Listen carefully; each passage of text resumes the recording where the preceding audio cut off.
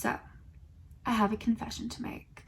You know what? Scratch that. Let's not call it a confession. A little something about me is that when I can't sleep, I direct TV shows in my imagination.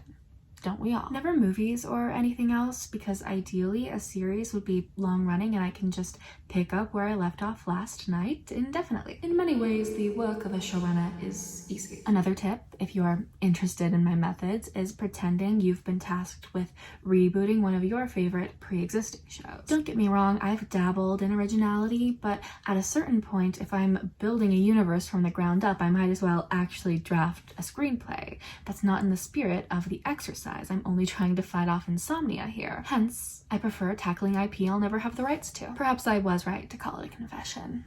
This is all pretty embarrassing. I sound like Marshall explaining in How I Met Your Mother that in order to fantasize about other women, he must first imagine Lily tragically dying and himself waiting an appropriate number of years to move on. Speaking of How I Met Your Mother, It and Gossip Girl have been known to frequent my mental production studio because more than any other properties, I've always considered them apt for the second chances they were both recently given. And they have more in common than might immediately come to mind. I mean, they're set in New York, but that's the least of their similarities. I've compared their titular characters before. Neither the mystery of the mother's identity nor Gossip Girl's pervades their entire series the way A did Pretty Little Liars or even Lady Whistledown does Bridgerton. Instead, they serve as unique framing devices for shows that would otherwise be a generic big city rom-com or your average teen drama about privileged kids. Both had all the way up until their respective finales to deliver on the promise of their premise,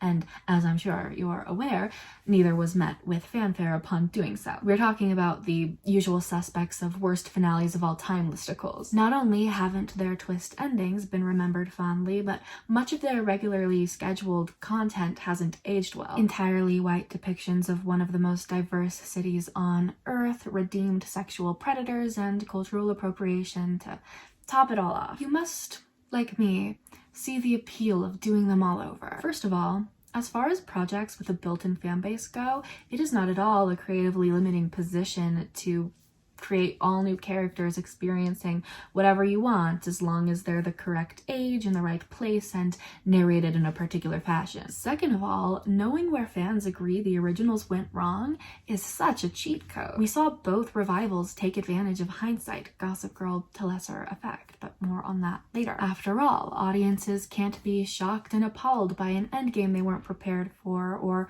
an incompetent plot twist if there's less left to the imagination to begin with. Sophie's met the father already, and Gossip Girl is the Teachers Guild of America. The similarity between these two reboots most pressing for our purposes, though, is that I personally went into them both with goodwill to spare, enough for the lot of us. As established, I've always wished for this specifically. Of course I wanted them to succeed. How I Met Your Father, if only for the satisfaction of a gender-bent title, but Gossip Girl because the original's finale left you with this feeling that at any given moment, somebody new could try on the moniker for size. There will always be someone on the outside wanting to get in. I'd go so far as to hope that when this series closes up shop, another generation is attempted a decade from then.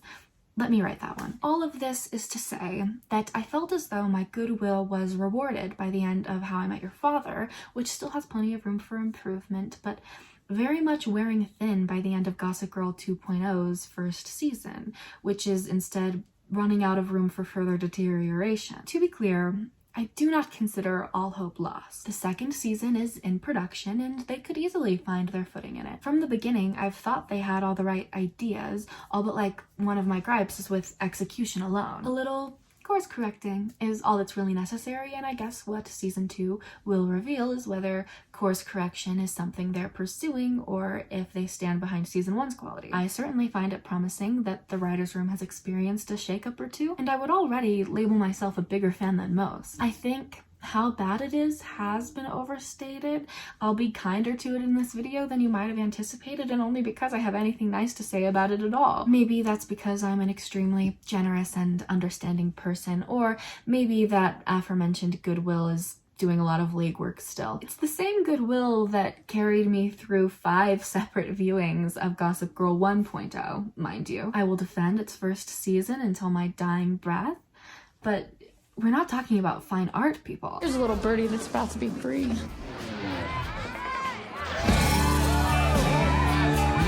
Still, if you haven't yet seen HBO's Gossip Girl and you want to know, before I get to spoiling it, whether or not I'd recommend it, I can't say I do. In my opinion, it's not actively bad as much as it fails to be actively good. In a way, I think its entertainment value breaks even, and my goal with this video is to explain all of the ways in which I regard it positively and negatively, in the form of a pros and cons list. First, however, you simply must be made aware of the huge deal Atlas VPN has going on right now. For a limited time, you can get a 3-year subscription for just $1.99 a month with a 30-day money-back guarantee. They might as well be giving it away for free. Personally, my subscription is free at the moment, and oh, how I have enjoyed using it to watch the Big Brother Canada live feeds and securely download the footage I'll need to edit this very video. That's the thing, is that you don't only need a virtual private network if you're a teacher looking to anonymously harass children online. Even we, regular people who use the internet reasonably,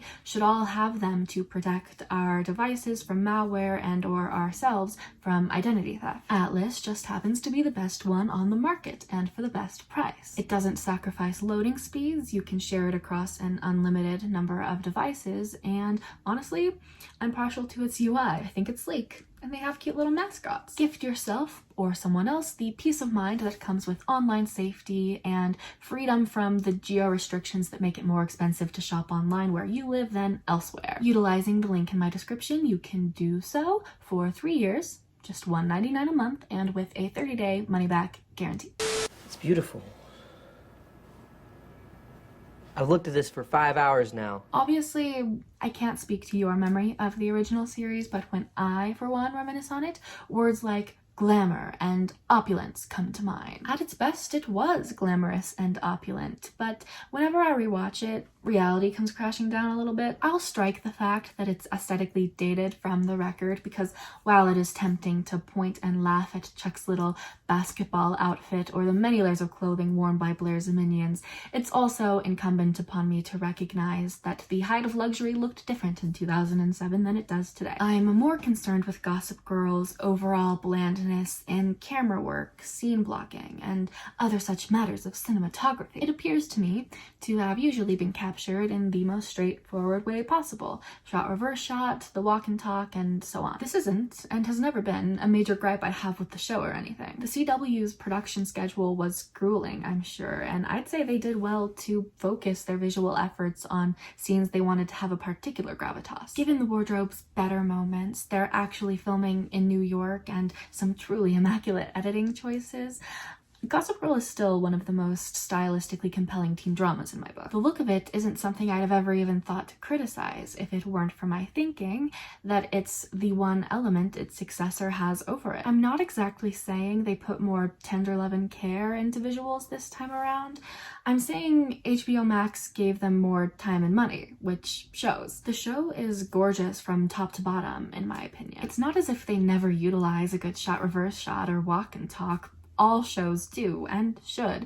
It's just that a scene doesn't have to be show-stopping to be infused with a little more creativity than that. I don't want to oversell it. It's not like our tour work or anything, but yeah, I think it's pretty. Of course, it's not all smooth sailing. You'll notice most of my pros and cons come with caveats. I think the Thanksgiving episode was one of the best looking with its heavy on the fall exteriors, but I did notice it breaking the 180-degree rule. That is the idea that throughout a scene, the camera should stay on one side of an invisible axis to avoid disorienting the audience. Like all rules of cinematography, it can artfully be broken, but if that was their intention, I don't think it translated. That was the only episode directed by showrunner Joshua Safran, so maybe he was just absent from film school that day. It's no biggie. The bigger exception to my praising the visuals would be the occasional graphic sexual content. You might be thinking to yourself, it's not that graphic actually, Julia. All we see are butts and a pair of faceless boobs.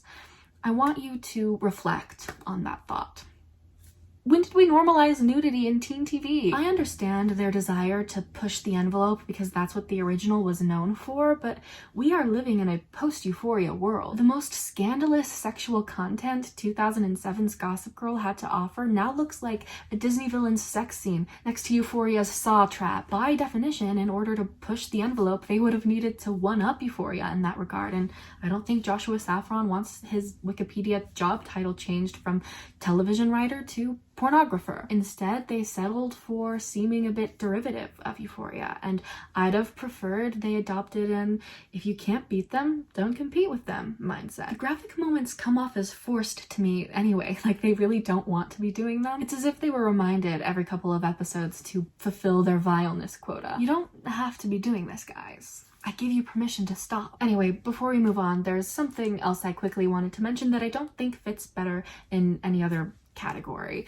and that's the soundtrack, which slaps. They must have used half of their budget licensing music. A good chunk of the notes I took rewatching for this video are just the names of musical artists I was shocked to be hearing, followed by question marks. The reason I think it makes sense to mention now is because I think the visuals and soundtrack work together to create a vibe that is right on. You have to remember how exciting it was when the trailer dropped and Super Rich Kids kicked in, you know? I miss that optimism. What I did then was the blackest moment of my life. You want to tell me how long you've had a drug The problem? most high-profile critique of Gossip Girl 2.0 on the market is that of the titular character's identity, and it's not even close. Nobody likes what they've done with the alias. Basically, in episode 1, a couple of teachers are venting about feeling disempowered by their privileged students when some lady, who will never be seen again, by the way, lets them know that back in her day, her classmates were kept in check by an anonymous gossip blogger. In check isn't exactly how I describe the behavior exhibited by the original cast, but I digress. Naturally, the teacher's syndicate then adopts the pseudonym and gets to stalk in their students. My problems with this turn of events are endless, but let me start by clarifying that none of those problems are as simple as the fact that as characters they're behaving immorally. As long as Gossip Girl exists, she's to be a problematic presence. My primary issue is instead with the show going out of its way to justify their perspective. I mean, seemingly just to make them look better, the second half of the season introduces worse teachers who cross lines. Kate, their de facto leader, would never on her quest to inspire the youth. When someone sends a tip in and we don't post it, they begin to ask why.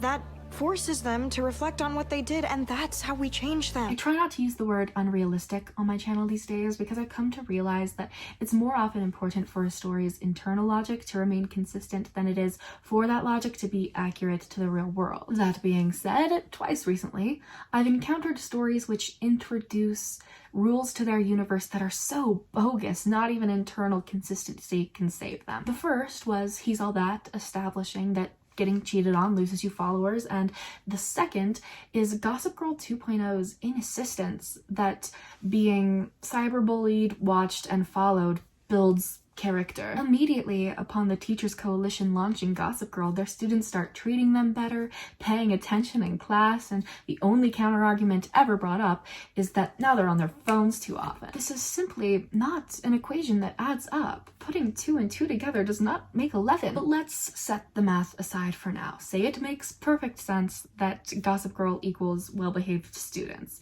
Do I like this twist then?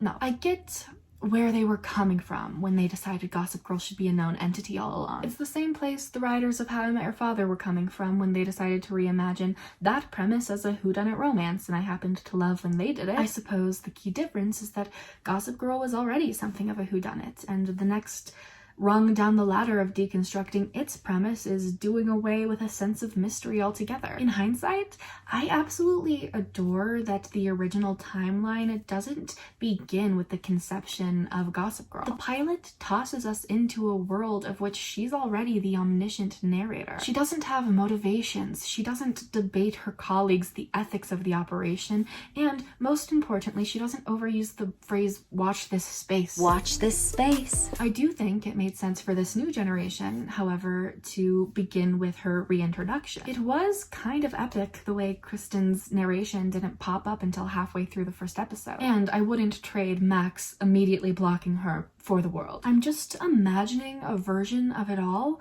without the teacher's half of the story, and it's so much better for it. In every episode, I think their screen time could be better spent elsewhere. They are hands down the least entertaining part of the show. It's not my favorite thing to advocate for a character being written out of a story. I'd like to believe most could be reworked, but the situation is dire. This is a code red. I think they need to give Kate and her crew the Mark Brandanowitz treatment. Get her out of here, and as for what becomes of Gossip Girl then, it could be as simple as a copycat account picking up where the teachers left off when they got fired, or better yet, arrested. In the end, who will be revealed to have been running said copycat account?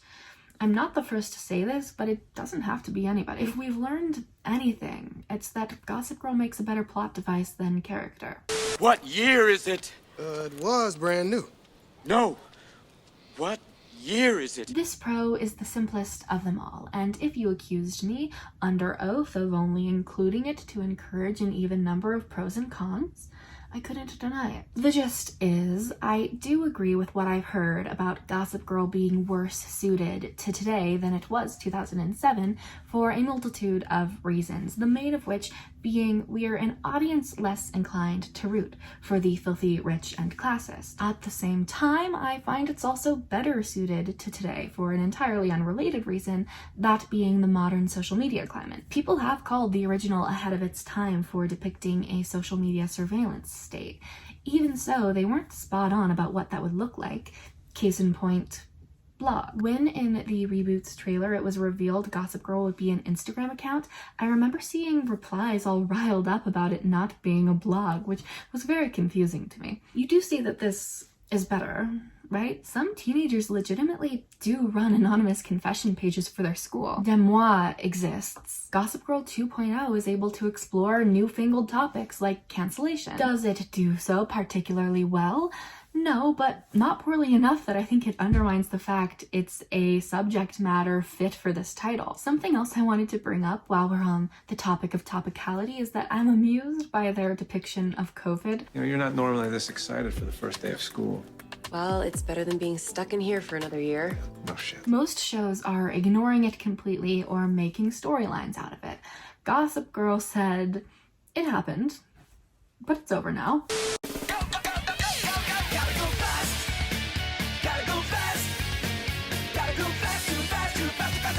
I don't know if this was your assumption, but I promise I didn't square one of my cons in another attempt to keep the number of them equal to that of my pros. I just couldn't bear to discuss pacing and characterization separately because they have symbiotic relationship. This is where I get into nitty-gritty plot details, but the long and short of it to keep in mind is that I think the pace of character progression is too streamlined to allow for impact. My point is best exemplified by the characters Julian, Zoya, and my worst enemy, Obi. Allow me to introduce you to the former two for now. Julian is an influencer, and that's her whole personality. And now I'm not just known, I'm influential. It takes a lot of work to matter like that, to become something. Zoya is her recently unestranged half-sister, and her whole personality is being not from around here. These two have way too on and off a relationship. Immediately, you might think to defend them by saying Serena and Blair did too. It's true, a critique you'll hear of Gossip Girl all the time is that they have the same fight over and over again. Therein lies the difference. Serena and Blair had one fight, packaged a little differently each time. The fatal flaw of their dynamic was that Blair was jealous of Serena, and justified to be. It wasn't Serena's fault, but everything Blair had, Serena let her have. The show got a lot of mileage out of how consistent they were with that characterization. Julian and Zoya's arguments don't have a juicy through line like that. They're all situational and hard to keep track of. Neither of them behave consistently according to an identifiable motivator. It's more like they're forever reacting exclusively to what's happening right in front of them. You don't get the sense that they remember episode 7 by episode 12. It's like insulting Siri. She'll get offended, but the next time you need directions to the nearest Taco Bell. Their worst episode, and my least favorite overall, is the 4th. It takes place on Zoya's birthday, which she prefers not to celebrate because it's also the anniversary of their mother's death. But Gossip Girl posts about it, so she assumes Julian sent in the tip. She didn't, and thus resents the accusation. Luna and Monet, otherwise known as the only characters allowed to indulge in classic Gossip Girl sabotage, are then able to use this little tiff to manipulate them into further and further conflict. By the end of the hour, they've both gotten down and dirty with it, majorly backstabbed one another, but they make up like it's nothing. At first, you'll think, why don't they milk this drama for all it's worth? Why don't they stay mad at each other for longer than it takes to blink? But you'll come to realize they're able to make up like it's nothing because it is nothing. The entire thing was based in a misunderstanding and escalated by third parties. The root of the problem, I think, is that the writer's room is extremely dedicated to keeping every character likable all the time. Even when bad blood isn't being manipulated out of them, you'll notice one can never betray the other without her following suit. 2 wrongs make a right, I always say. This is a thought most applicable to their endless passing around of Obi like a hot potato. Where we begin, Obi is Julian's long-term boyfriend who breaks up with her in the first episode because he doesn't like who she's become. He then wastes no time in moving on to her sister, and she pursues him right back. Obviously, this isn't where the love triangle ends, but before anything else happened, way back when, I remember thinking it was strange how little interest the show exhibited in allowing the obvious foul play on the parts of Zoya and Obi to inspire sympathy for Julian. The tone was very much one of, she's cool with it, no further questions at this time. All they allowed her was one snarky line, which is my favorite moment of hers, by the way. It's the least you can do. For a while, Zoya and Obi stay together and work through various single episode conflicts, which combined spell trouble. Zoya thinks Obi is a performative activist. She's damn right about that. Obi gets annoyed with Zoya for being affected by large-scale cyberbullying. I hate the guy, and it all culminates in him cheating on her with Julian out of nowhere. Like, obviously turbulence in their relationship didn't come out of nowhere, but his reverting back to Julian did. It's unclear why he likes either sister, but one thing I'm sure of is that he prefers whichever he is not with. But you see what I mean when I say they took a 2 wrongs make a right approach? It's quite reminiscent to me, and this won't make sense if you haven't seen One Tree Hill, that one time One Tree Hill decided Brooke and Nathan had hooked up before the series timeline when he was with Peyton. Obi cheating on Zoya with Julian at the very least could have kept them at odds for a spell, but it's only one episode after she finds out that she lets us in on her win-win spin on the whole ordeal. We're not sisters. We're not friends. We're not even enemies. But the thing is, even though you did something terrible to me, you were right to. Obi doesn't love me. He and I shouldn't be together. Who knows how much longer I would have gone without realizing that. Ultimately, I wouldn't believe you if you told me you shipped either of these pairings. Don't even lie to me right now. Their attachments are extremely poorly established and rushed. They really didn't need to sandwich a boy between the sisters to elicit conflict between them, and his character, more than any other, I hope has been reworked by the next time I see him. I do prefer the geometrically complete love triangle formed by the remaining 3 mains, Audrey, Aki, and Max. They don't come out unscathed either, but what they've got going for them is a slower pace. The entire season is utilized to set up the throuple, or triad as they call it, which is refreshing given every other story thread is rapidly picked up and put down again. My gripe with them is more in line with characterization, because I feel like a breakup between Aki and Audrey was better set up than a throuple. I don't super want to dive into that though, because I'm not the least bit informed about the ins and outs of polyamory. I will say I think a lot of effort was put into trying not to stigmatize ethical non-monogamy to the extent that they've got these teenage Gossip Girl characters talking to a couples therapist. So that's like, nice, I guess. Anyway, I have one last pacing complaint before we move on to the next chapter, and it's that I think the characters' secrets are too quickly revealed, especially considering how little secrets they have. Somebody will do something wrong and fess up about it almost immediately, and that's the other thing. Gossip Girl is not blasting like she used to. The vast majority of storylines besides the teachers would go off unchanged without her around. I mean, what are we doing here? What show is this? The funniest consequence of this is that when Kate makes a big dramatic decision to post every tip she's ever received, they have to show us a montage of randos being affected by that because our characters are open books. They're not even up to scandal. Did that go the way you thought it was gonna go?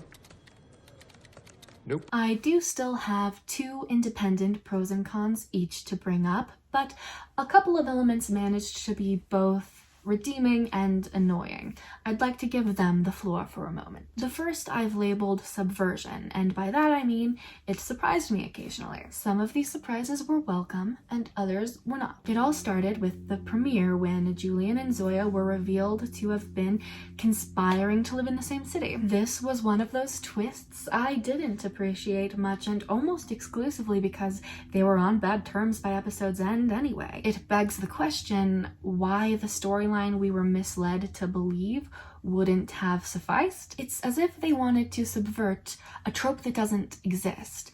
A estranged half-sister moves to town isn't a cliche I'm tired of. You could have just done that, and I think it would have been more interesting. Pivoting to a teeny tiny example of subversion I actually massively appreciate. Audrey has a complicated relationship with her mom, more on that later, and when she vents to Julian, whose mom is dead, about it, her response is nothing along the lines of, "At least you have a mom." What's up? It's Kiki. We don't have to talk about it. Just because I don't have a mom doesn't mean I don't want to talk about problems with yours.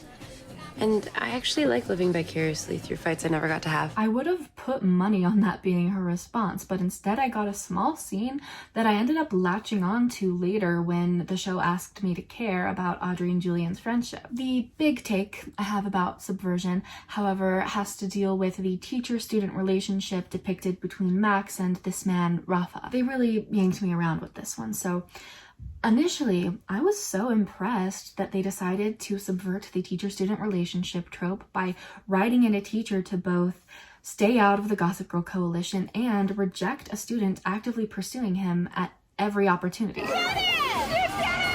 We were all so happy that day.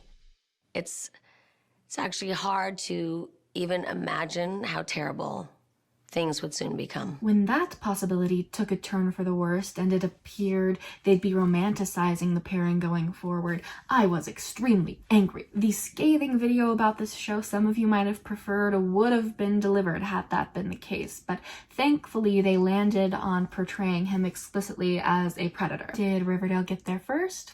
Yeah. Would it have been better subversion to completely sidestep the trope the way I thought they were going to? I think so, but at the very least, they did a PEMDAS and canceled out the worst of it. What's going on with you? What are you talking about? You sound insane. This one's pretty straightforward. I consider the dialogue to be extremely hit or miss, the biggest discrepancy being that between the teachers and students, which is interesting. Usually, writers are assigned episodes as opposed to characters, which leads me to believe this difference was overseen and intentional. I'm not wild about using generational labels. Check out this whole video about it, but I do believe I can best convey to you what I mean by saying the Teachers Lounge chats have a distinct millennial quality. The teenage characters for sure fall victim to cringy pop culture references sometimes too. At least with Z, I know what I did. But with Aki's dad's warning about me, no idea. Partying with Miley during her questionable bangers phase. She would have been like 9 during the bangers era, but I think it is fair to say they tend to make better references. Stuff I actually laugh at. What have I ever done that's so terrible? You were in the Imagine video. I'm fascinated by the idea that the teacher's dialogue was worse on purpose. and I choose to believe it. Even if it is true, though, that doesn't make it pleasant to watch. Outside of references, I think some of the best dialogue in the show is given to the teenagers at their most judgy.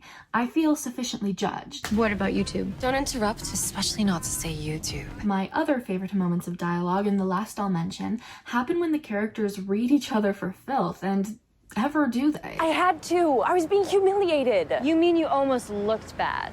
Meanwhile, you take for granted everyone who bends over backwards for you. It must be nice to expect everyone to see the world the way you see it. My world is not your world. My experience is not your experience. And I wish you understood that.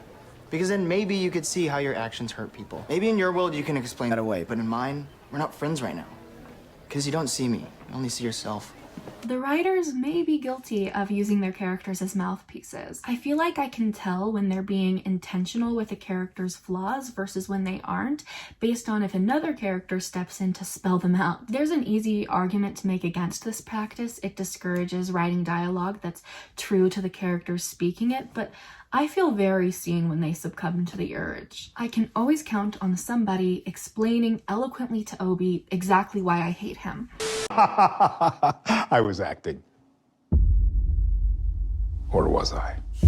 Despite choosing to label acting a con, I'm going to be defending it. First of all, Thomas Doherty absolutely bodies the role of Max. He might as well be carrying everyone else on his back, but that's not a point of contention. I've seen it argued repeatedly that anyone and everyone else sucks bad, and I can only say I agree on 2 counts. The first being one of the teachers, and the second, unfortunately, being Aki. The teacher's name I cannot remember and refuse to look up. What I wrote about her verbatim in my notes was, I do not know this stupid woman's name, but you should remember who I'm talking about when I say her performance is ...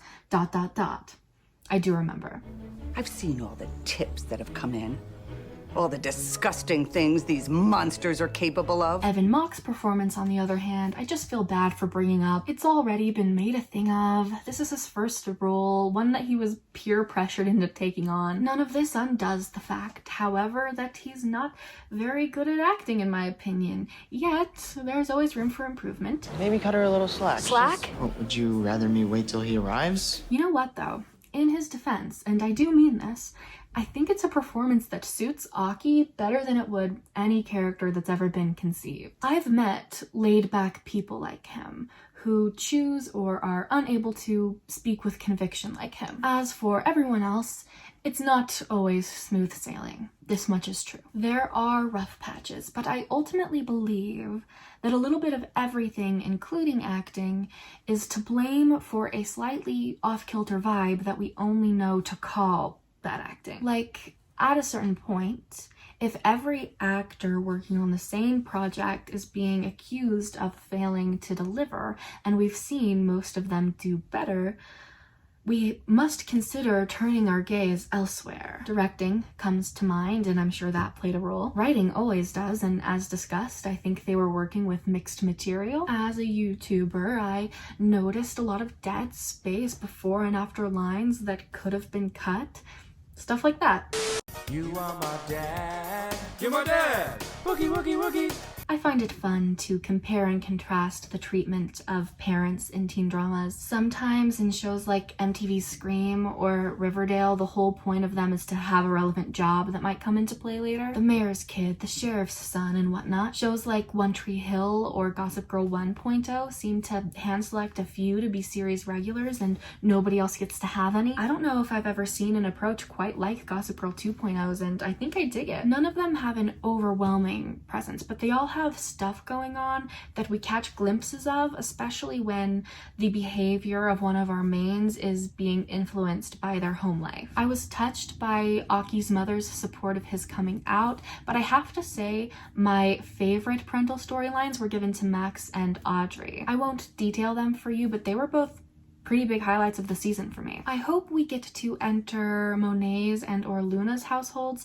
in season 2. I think the fact that we haven't yet speaks to their sidelining, but besides that, my 3 gripes with the parents would be an indifference towards Obi's family, a dislike of Zoya's dad being romantically involved with one Kate Keller, and much to do with Julian's father.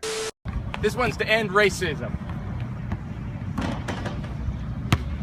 I'm as surprised as you are that it took us this long to get here. I wanted to save one meaty category for the back end because things are winding down. The new Gossip Girl was advertised as being progressive, woke, if you will. This was attempted in multiple ways, the most successful of which being pure and simple diversifying, in my opinion. But let's talk about Julian's dad because we were just on the topic of parents. Skip ahead to avoid discussion of sexual assault.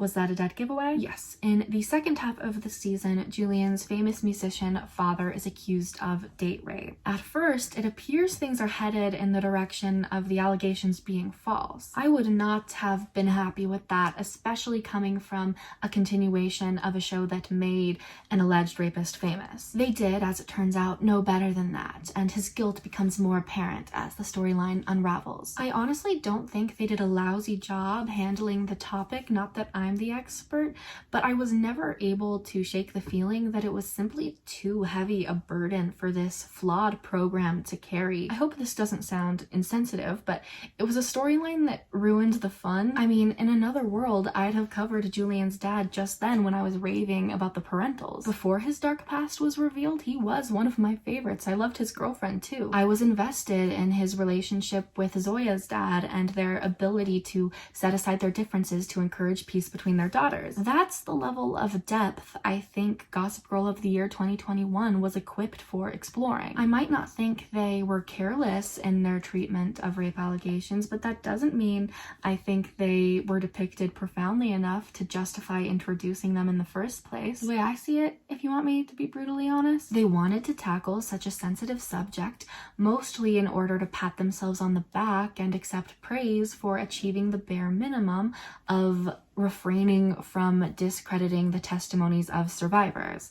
Does that make sense? I flagged the fact that it's not an arc concerned with the victims, really. We learn little of their points of view, and we wouldn't because they're not characters. It's clear that this is instead a storyline about Julian. That's not the worst thing. It's not an unmeaningful predicament to be a loved one of an alleged predator. But the exclusive emphasis on her perspective and whether or not she would side with him reminded me of a thought I had in regards to this season's other major attempt at representing the times. The details aren't made that clear, or I didn't pay enough attention to them, but a business decision made by Aki's grandfather and Obi's mother has caused a housing crisis. So Obi has this single episode arc which sees him initially afraid to be honest with his mom about not being cool with that. You told me about those protests. You said what she's doing is wrong. It is wrong, Zoe, but we're at dinner.